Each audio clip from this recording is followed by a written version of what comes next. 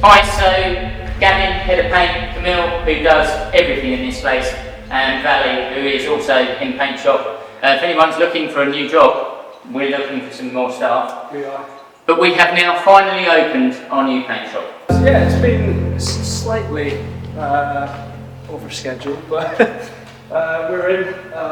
It's more than double, triple the size of the old paint shop. Bigger booth, which means we can get more done. So panels and shell done at the same time. Our own mixer scheme here now, so we can replicate any colour that there is out there and create our own colours as well, which is cool. So we've got some work here that Gavin's done, and Valley. So this is a short wheelbase, now owned by Jonathan. We're going to give that another polish and make sure everything's absolutely spot on. That's going to be delivered. Here we have a really nice speed yellow, which is a GT3 that Gavin's done. Well, we started off doing a little bit of work, it's ended up being tons. But again, gorgeous paintwork. This here, absolutely stunning, in black, 964 black backdate. Amazing job, just in for a service and a bit more polishing.